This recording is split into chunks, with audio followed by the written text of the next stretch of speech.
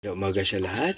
Ngayon ay mga kaibigan, ito ay magpa-plumbing po tayo. Ito yung galing sa loob, ito ay palabas. So ngayon dahil parang naklag siya, marami palang kuwan mga kaibigan, maraming mga buhangin ang nakuha.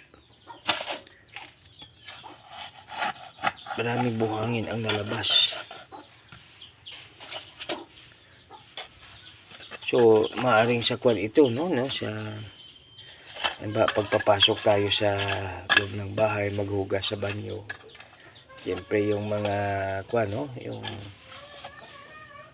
may putik o kaya may buhangin yung ating tsinilas o kaya sa ano, naipon siya, no. Pero mo siya, naipon siya mga kaibigan, no. Naipon yung ano niya. Kaya dapat mas maganda po kung mayroong clean out po talaga ito. Halimbawa ganito siya, may clean out po rito galing sa loob. So kuwan siya, no, ibig sabihin madali lang po yan. Maganda kung may clean out po talaga, kasi ano mo lang siya, itabunan mo lang siya pag ano na yan. Tapos pwede rin manhole, no, manhole pwede rin siya, para kung may magkuhan dito siya kukunin ang mga tawag natin yung mga ano niya, yung mga dumi, no, mag-cause ng clog. Kaya sabi ng isang doktor, no, kasi kung mag-ano siya, mag-lecture siya tungkol sa yung ating ano, yung sabi niyo ating daw mga veins, mga kaugatan daw natin ay parang kanal. Kaya dapat din daw na linisin, no, kasi tulad nito, no. So tama naman si Dr. Arnold, no, sabi niya parang kanal niya, kaya dapat mayroon tayong tinatawag na pampalinis din, no. So ibig sabihin na sa dami natin kinain, may pampalinis din tayo, no, sa magitan daw po ng fasting o kung ano pa man, no, na style, no, na labatiba or what. So ito po mga kaibigan, no, ang dami po ang naipon. So kaya pero mo yan, no,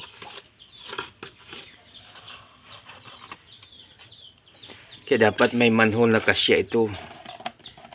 Medyo kuwan pa siya, no, putol-putulan pa ng kunti para ano siya, para pag magikuha madali.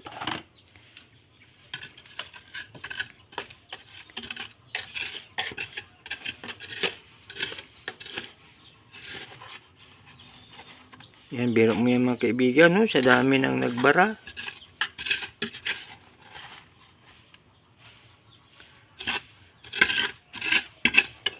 Subalit mga kaibigan, lalahanin mo po natin na ano man ang ating gawin natin para sa kalahatian ng ating Panginoon. Ibig sabihin tayo ay masaya. Huwag tayo magmaktol, kundi gawin natin ang pinaka-the best, no? Tapos tulad din nito, mas maganda mga kaibigan pag mayroong kwan dito o kaya doon sa loob yung gate valve, no, para pag mag-trouble dito, ba masira ito, hindi na tayo mag-ano, no, kasi pag ito masira, so biro man ba masira itong kwan niya, dapat may gate valve po dito yan.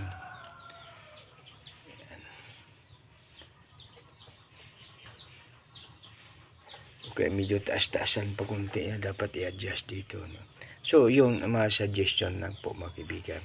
So isang maganda mapagpalang pagbiyaya at makadiyos po ng bago sa bawat isa. God bless us all.